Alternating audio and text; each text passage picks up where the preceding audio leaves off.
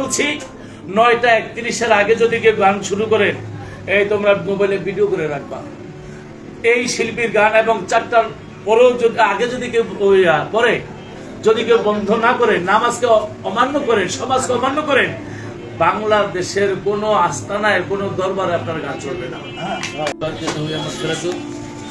সকলের প্রতি সালাম শ্রদ্ধা, হিন্দু দাদা তাদের প্রতি আদাব নমস্কার। 19, 20, 21 3 দিন অনুষ্ঠানের মধ্যে আজকে বৃহস্পতিবার শেষ দিন।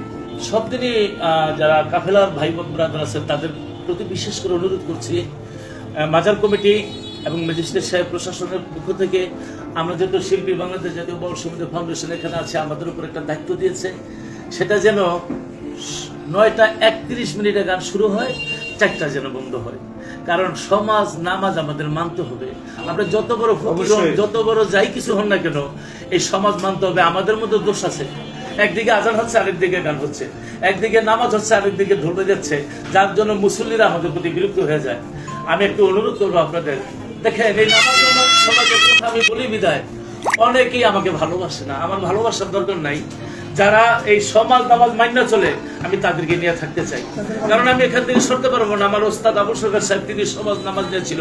আমার গুরু মঈনুদ্দিন আল মাঝ ভান্ডারী, তারাও সমাজ নামাজ দিয়েছিল। আমাদের ভান্ডার শরীফে ডজনে মুফতি মাওলানা, তারা বছর বছরের মাদ্রাসা থেকে আসতেছে, তারা কিন্তু ফকিরিও করে।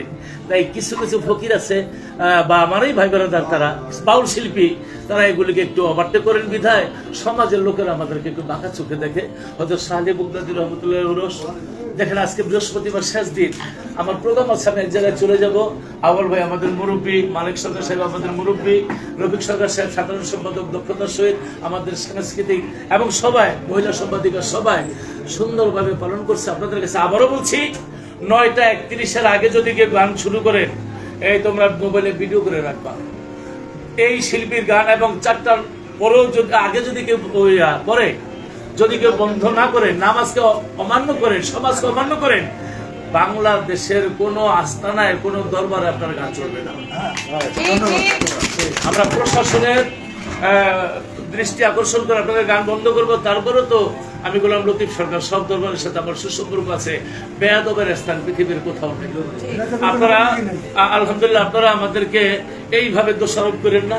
আমরা সমাজ নামাজ নিয়া এবং সমাজের লোকজন নিয়া এবং শরীয়ত তরিকত হাকিকত মাকর সবটাই তো আমার আল্লাহর পথ, সবটাই তো রাসূলের পথ, সব পথ নিয়ে আমরা চলতে চাই। ছোট্ট করে আমি এই মেসেজটা দিলাম।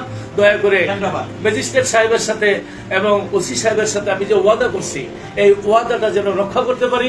আপনারা যদি অমান্য করেন তাহলে আমি লজ্জা পাবো। আমি যদি লজ্জা পাই, তারা অ্যাকশনে চলে যাবে। অ্যাকশনে চলে গেলে তখনই তো আস্তানার মধ্যে হামলা হবে। দয়া করে অনুরোধ, আপনাদের কাছে অনুরোধ, আপনারা এই সমাজ নামাজ মেনে চলবেন। রফিক সরকার সাহেব, আপনি দুটো কথা বলেন। আসসালামু আলাইকুম প্রিয় দেশবাসী এবং উলিয়া প্রেমিকগণ, আহলে বাইত প্রাক্তন জাতনের প্রেমিকগণ, সবাইকে শ্রদ্ধা ও সালাম জানিয়ে বলছি, হযরত শাহ আলী বুগদাদি রহমতুল্লাহ আলাইহির বাবার পবিত্র উরুস মোবারক আজকে 3য় রজনী, শেষ দিন। আমরা সব আস্তানাকে ঘিরে বলবো, আমার সম্মানিত সভাপতি গোলাম লতিফ সরকার সাহেব যে বার্তাটা আপনাদেরকে দিয়েছে, প্রত্যেকটা আস্তানার কাফেলা যারা আছেন সবাই এই নিয়মটা মেনে চলবেন। রাত 9:30 আপনারা কাফেলার গান শুরু করবেন। 9:31 ভোর 4টা বাজে আপনারা শেষ করে দিবেন। এই নিয়মের আওতায় যারা থাকবেন তাদেরকে সাধুবাদ।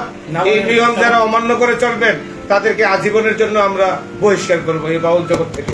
নামাজ পড়ে অনুষ্ঠান শুরু করবেন, নামাজ আবার অনুষ্ঠান শেষে জামাতে আসবেন। মানুষ দেখবে, আপনাদেরকে ভালোবাসবে, আমাদেরকে ভালোবাসবে। আমরা যেন সমাজ নামাজ দিয়ে চলিস। আমাদের মুরব্বী আওয়াল সরকার সাহেব সর্বোচ্চ নেতা বলেন। আপনি দুটো কথা বলে দেন।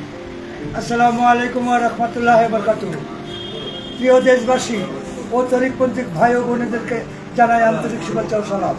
আমাদের লতিফ সরকার সাহেব এবং আমার বাবা রফিক সরকার সাহেব যে নির্দেশগুলা, যে উপদেশ বাণীগুলো বলেছে, তা আপনারা অক্ষরে অক্ষরে পালন করলেই আমরা খুশি হব। আমাদেরকে যেন আপনাদের দ্বারা কেউ লজ্জিত এবং লাঞ্ছিত না করে, এই বলে সবাইকে আমি সাধুবাদ ধন্যবাদ জানিয়ে শেষ করছি। জয় হোক কাফেলার, জয় হোক। বলেন আপনি আমাদের একজন কর্মকর্তারা।